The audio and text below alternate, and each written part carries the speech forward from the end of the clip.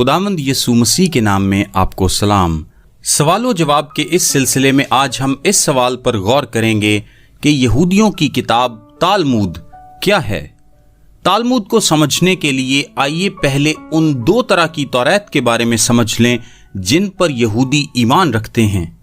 یہودی ایمان رکھتے ہیں کہ توریت دو طرح کی ہے، لکھی ہوئی توریت یعنی ریٹن تورا اور زبانی توریت یعنی اورل تورا۔ لکھی ہوئی توریت موسیٰ کی جانب سے ان باتوں کی ہو بہو نقل تھی جو حق تعالیٰ کے منہ سے نکلتے تھے اور توریت کے تمہاروں پر لکھے تھے۔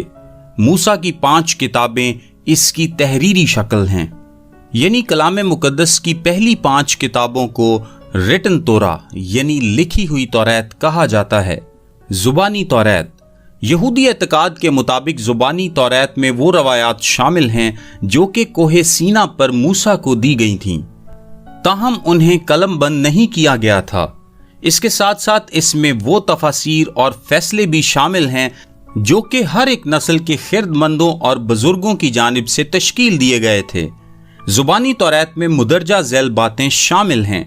پہلے نمبر پر موسیٰ کی جانب سے سکھائے گئے توریت کے متن کے روایتی معنی جو کہ نسل در نسل چلے آتے ہیں۔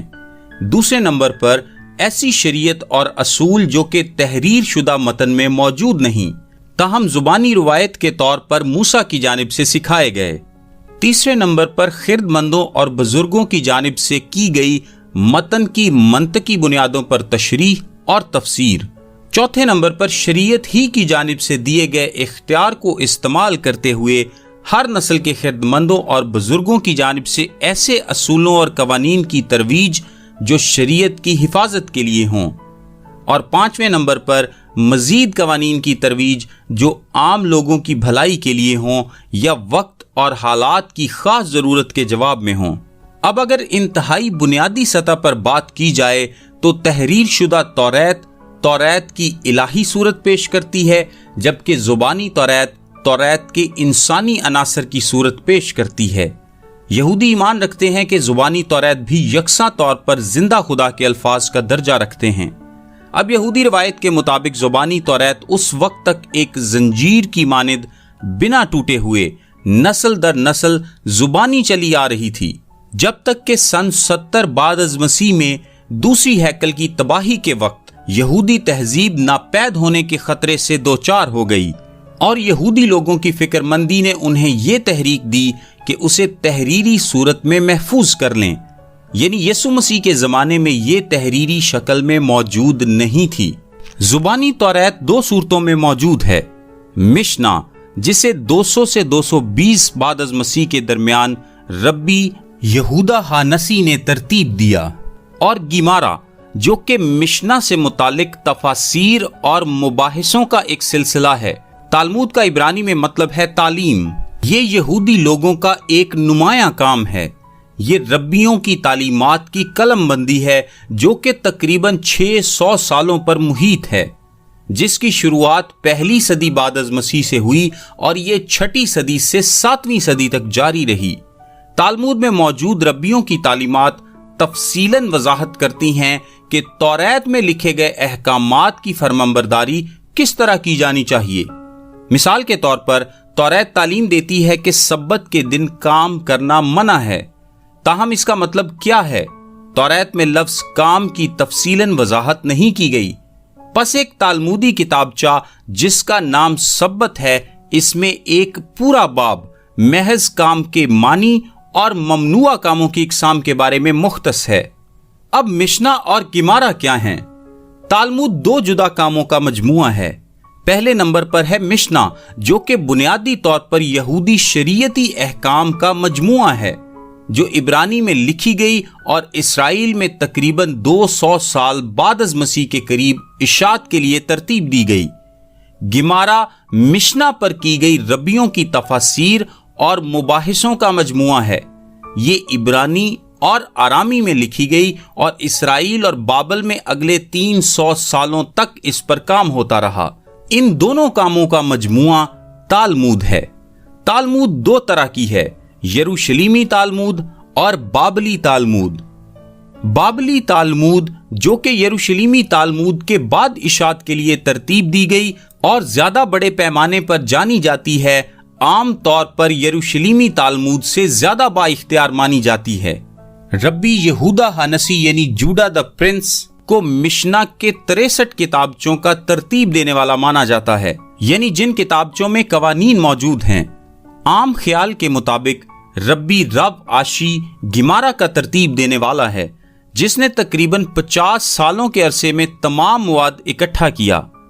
इस पर आखिरी नजरसानी और तरतीब देने का काम रब्बी रवीना ने 500 बाद अज़ मसीह में अंजाम दिया। तालमूद के मुबाहिसे एक तसलसल से तरतीबवार तरीक़ाकार से लिखे गए हैं। पहले मिशना से एक शरीयत का हवाला दिया जाता है, जिसके बाद इसके मानी पर रब्बियों का सोच विचार दर्ज होता है। इसे ही गिमारा कहते हैं। बाज़-औक़ात रब्बियों के मुबाहिसे असल मौजू से कहीं दूर निकल जाते हैं। तालमूदों में खास तौर पर बाबली तालमूद में बड़ी तादाद में अगादा मौजूद हैं, यानी बाइबल की कहानियों पर तबसरे, बाइबल के किरदारों और शुरुआती खिरदमंद रब्बियों की कहानियां और मादी हकीकत और इंसानी फितरत के बारे में क्यास आराइयां भी, यानी हर वो बात जो कि रब्बियों के लिए दिलचस्पी का बायस थी, तालमूद में शमूलियत इख्तियार कर गई, जो कि एक तरह से रब्बियों के ज़हनों का इंसाइक्लोपीडिया बन गई। सो क्या सब यहूदी लोग रवायात को मानते थे? सब यहूदी लोग जुबानी रवायात या जुबानी तौरात को नहीं मानते थे। पुराने जमाने में सदूकियों का फिरका जुबानी तौरात को बिल्कुल भी नहीं मानता था, और मौजूदा दौर का कराईत यहूदी फिरका जुबानी तौरात को नहीं मानता। ये फिरका तफसीर के लिए इन रवायात का मुतालिया जरूर करता है, लेकिन बाकी यहूदियों की तरह इनको लिखी हुई तौरात की 5 किताबों जितना बाइख्तियार नहीं मानता। कल हम कि क्या यसू मसीह यहूदी रवायात या जुबानी तौरात को, जो कि बाद में तालमूद की सूरत में लिखी गई, मानते थे। रवायत एक ऐसी तालीम है जो कि एक नस्ल से दूसरी नस्ल को सौंपी जाती है। इसे उसके साथ नहीं मिलाना चाहिए जो खुदा ने सौंपा है, जो कि इल्हाम से है। जब भी किसी मजहब में सहीफे और रवायात दोनों हों तो मसाइल का होना नागुज़ीर है। जहां रवायात को सहीफों के साथ यूं मिला दिया जाए कि लोग मजीद ये समझने से कासिर हो जाएं कि इसमें से खुदा की तरफ से क्या है और इंसान की तरफ से क्या। आइए अब इस बात को देखते हैं कि यहूदियों की रवायात कहाँ पाई जाती हैं। तालमूद में, जिसमें यहूदी ज़बानी शरीयत के कवानीन लिखे गए हैं। तालमूद कहती है कि खुदा ने मूसा को ज़ुबानी शरीयत भी दी, और इसके बाद खुदा ने मूसा से कहा कि वो इसे यहूदी बुजुर्गों या बड़ों को सौंप दे, और यहूदी बुजुर्गों को खुदा की शरीयत के बारे में 3 काम करने थे। सबसे पहले नंबर पर अदालत का काम सोच विचार के साथ करें। दूसरे अल्फाज में खुदा की शरीयत का निफाज मुनासिब तौर पर करें। दूसरा काम जो उन्हें करना था वो ये था कि बहुत से शागिर्द तैयार करें, ताकि अगली नस्ल में भी ऐसे लोग मौजूद हों जो कि शरीयत का निफाज मुनासिब तौर पर कर सकें।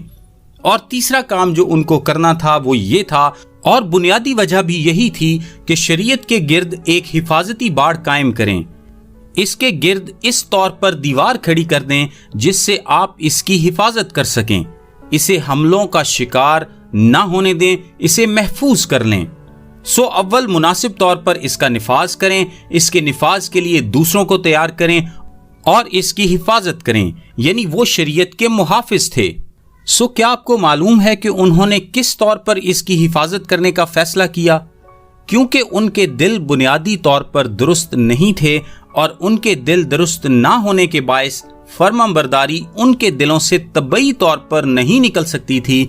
सो लोगों से अमल करवाने का दूसरा वाहिद रास्ता ये था कि लोगों को इस पर अमल करने के लिए मजबूर किया जाए। अगर वो अपनी मर्जी से ऐसा करने के लिए तैयार नहीं तो वो उन्हें ऐसा करने के लिए मजबूर करेंगे। और यूं उन्होंने कानून पर कानून, कानून पर कानून और मजीद कानून शामिल करने शुरू कर दिए। फिर वो इन कवानीन के रूहानी निफाज करने वाले बन गए, और वक्त गुजरने के साथ साथ इस बाड़ की ऊंचाई बढ़ाने के लिए तख्तियों में मजीद इजाफा होता गया, और ये मजीद मजीद मजीद मजीद बढ़ती गईं, اور آخر کار اس کا نتیجہ یہ نکلا کہ خدا کی شریعت مکمل طور پر چھپ گئی۔ اب وہ واحد چیز جسے لوگ دیکھ پاتے تھے وہ تھی اس باڑ کی تختیاں، یعنی وہ قانون جو لوگوں نے بنائے تھے۔ اب وہ خدا کی شریعت نہیں دیکھ پاتے تھے۔ اب باڑ کی وہ تمام تختیاں جن کا کام یہ تھا کہ شریعت کی حفاظت کریں، انہوں نے دراصل شریعت کو بالکل پوشیدہ کر دیا۔ یہی بزرگوں کی روایات کہلاتی ہیں۔ پرانے حکیم خردمندوں نے انہیں ترتیب دیا اور کہا، یہ ہے وہ جو ہم چاہتے ہیں کہ تم کرو۔ چال چلن کے اصول یہی ہیں۔ بس آپ دیکھ سکتے ہیں کہ وہ بہت سے روایتی قوانین کے پابند تو تھے، تاہم خدا کے کلام کے نہیں۔ ان کی رسمیں اور روایات ایک طرح سے سچائی اور راست بازی کے خلاف کھڑی تھیں۔ اب یسوع کی زمینی خدمت کے دوران مذہبی روایات اپنے زوروں پر تھیں۔ وہ اکثر ان الفاظ سے مذہبی رہنماؤں کو جھڑکتا تھا۔ لکھا ہے، تم خدا کے کلام کو اپنی روایت سے جو تم نے جاری کی ہے باطل کر دیتے ہو۔ مرکز 7 باب 13 آیت۔ فقیہوں اور فریسیوں نے خدا کے کلام میں خود کی اتنی زیادہ تعلیمات شامل کر دی تھیں کہ عام لوگ پریشان اور ان کی فرمانبرداری کرنے سے قاصر تھے۔ مرکز 7 باب 6 تا 8 آیت میں یسوع نے مذہبی رہنماؤں کو ملامت کرنے کے لیے یسایہ کا حوالہ دیا۔ لکھا ہے، یسایہ نے تم ریاکاروں کے حق میں کیا خوب نبوت کی، جیسا کہ لکھا ہے، یہ لوگ ہونٹوں سے تو میری تعظیم کرتے ہیں لیکن ان کے دل مجھ سے دور ہیں، اور یہ بے فائدہ میری پرستش کرتے ہیں کیونکہ انسانی احکام کی تعلیم دیتے ہیں۔ ذرا غور کریں کہ لکھا ہے انسانی احکام، اور یہ انسانی احکام یوں سکھائے جا رہے تھے جیسے کہ یہ الہامی ہوں۔ وہ صحیفوں کے بارے میں اتنے فکر مند نہ تھے جتنا کہ اپنی روایت کے بارے میں۔ انہوں نے اپنی روایت کو صحیفوں کے برابر کی تعلیم بنا دیا تھا۔ مثال کے طور پر مرکز میں لکھا ہے، انہوں نے پیالوں، لوٹوں اور تانبے کے برتنوں کو دھونے کے لیے بہت سی طرح کے قوانین بنا لیے تھے۔ دراصل مشنا میں 30 اسباق محض پیالوں اور برتنوں کی رسمی دھلائی اور صفائی کے بارے میں ہیں۔ کیا واقعی آپ سوچ سکتے ہیں کہ 30 اسباق؟ کیونکہ اس کا تعلق محض صفائی سے نہیں بلکہ مذہبی رسمی پاکیزگی سے تھا۔ سو اگر آپ مذہبی رسوم کی پیروی میں اپنے برتنوں کو پاک کرنا چاہتے ہیں تو آپ کو ان 30 اسباق میں بیان کردہ دستور العمل کی ہر ایک تفصیل کی پیروی کرنی پڑے گی۔ اس کے علاوہ رسمی طور پر ہاتھ دھونے کے بارے میں ایک پوری کتابی جلد موجود ہے۔ یروشلیمی تالمود کے بعد وہ ربی جو بابل میں تھے انہوں نے ایک اور تالمود لکھی جو کہ یروشلیمی تالمود سے 4 گنا بڑی ہے۔ اب اس میں حیرت کی کوئی بات نہیں جب یسوع نے کہا، تم ایسے بوجھ جن کو اٹھانا مشکل ہے آدمیوں پر لادتے ہو، اور آپ ایک انگلی بھی ان بوجھوں کو نہیں لگاتے۔ آپ اتنی زیادہ تفصیل کو کیسے پڑھ سکتے ہیں یا اس پر عمل کیسے کر سکتے ہیں؟ یروشلیمی تالمود کہتی ہے، فقیہوں کے الفاظ توریت کے الفاظ سے بھی زیادہ پسندیدہ ہیں۔ مزید کہتی ہے، ربی ہلال کے اسکول کے الفاظ کی نافرمانی کرنا صحیفوں کے الفاظ کی نافرمانی کرنے سے بھی بڑا جرم ہے۔ یروشلیمی تالمود مزید کہتی ہے، لکھا ہے، اے میرے بیٹے، فقیہوں کے الفاظ کی جانب شریعت کے الفاظ سے بھی زیادہ متوجہ ہو۔ یسوع نے اس بات سے انکار نہیں کیا کہ وہ روایت کا توڑنے والا ہے۔ اس نے انہیں باقاعدہ توڑا۔ اس نے بنا کسی لحاظ کے اسے توڑا۔ اس کی نگاہ میں ان کے روایتی نظام کی کوئی قدر نہیں تھی۔ اس نے اسے نظر انداز کیا اور ایک غیر ضروری چیز سمجھا۔ یہ روایتی نظام بے معنی تھا، یہ مجرم ٹھہرانے والا تھا، یہ سچ کو مٹانے والا نظام تھا۔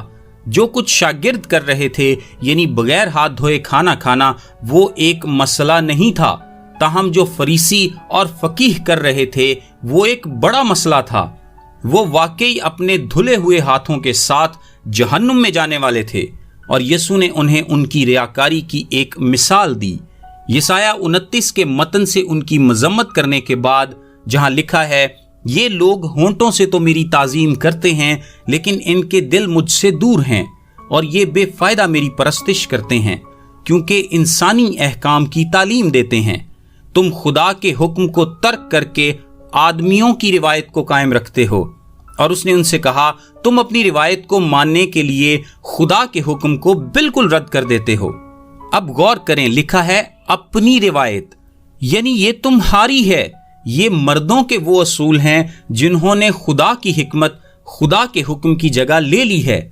اور یہاں ایک مثال دی گئی ہے، لکھا ہے کیونکہ موسیٰ نے فرمایا کہ اپنے باپ کی اور اپنی ماں کی عزت کر، اور جو کوئی باپ یا ماں کو برا کہے وہ ضرور جان سے مارا جائے۔ لیکن تم کہتے ہو اگر کوئی باپ یا ماں سے کہے کہ جس چیز کا تجھے مجھ سے فائدہ پہنچ سکتا تھا وہ قربان یعنی خدا کی نظر ہو چکی، تو تم اسے پھر باپ یا ماں کی کچھ مدد کرنے نہیں دیتے۔ یوں تم خدا کے کلام کو اپنی روایت سے جو تم نے جاری کی ہے باطل کر دیتے ہو اور ایسے بتیرے کام کرتے ہو۔ اگر آپ آج یہودی لوگوں کو دیکھیں جو مسیحا کو مسترد کرتے ہیں، یہ پرانے عہد نامے کی یہودیت نہیں ہے، یہ روایتی یہودیت ہے۔ تالمود کا کہنا ہے فقیہوں کے الفاظ کے خلاف ہونا کلام مقدس کے الفاظ کے خلاف ہونے سے زیادہ سزا کے لائق ہے۔ یہی تالمود ہے۔ بے شک یہ یسوع کے 200 سال بعد تک ترتیب نہیں دی گئی تھی، لیکن یہی ان کی سوچ تھی۔ یسوع نے کہا نہیں، تم اپنی روایت کے ساتھ خدا کے کلام کو باطل نہیں کر سکتے۔ روایت بے معنی ہے۔ جس چیز سے فرق پڑتا ہے وہ ہے دل جو خدا سے محبت کرتا ہو، عاجز بے لوث محبت۔ مسیحی لوگ تالمود کو باقی کلام مقدس کی طرح خدا کے الہام سے لکھا گیا نہیں سمجھتے۔ اگرچہ تالمود کی کچھ تعلیمات بائبل کی تعلیمات کے ساتھ مطابقت رکھ سکتی ہیں، لیکن یہی بات مختلف مذاہب کی بہت سی تحریروں کے لیے بھی کہی جا سکتی ہے۔ مسیحیوں کے لیے تالمود کا مطالعہ یہودیوں کی روایات، تاریخ اور تفسیر کے بارے میں مزید جاننے کے لیے ایک زبردست طریقہ ہو سکتا ہے، لیکن تالمود کو خدا کا مستند کلام ہرگز نہیں سمجھنا چاہیے۔ میرا نام تابش قاضی ہے اور یہ میسج آپ کو ڈیلی ورسز کی جانب سے بھیجا گیا ہے۔ روزانہ صبح اپنے واٹس ایپ پر بائبل کی آیات اور ان کی وضاحت انگلش، اردو اور آڈیو میں حاصل کرنے کے لیے ابھی 0333 80 20 972 پر واٹس ایپ میسج کریں۔ خدا آپ سب کو برکت دے۔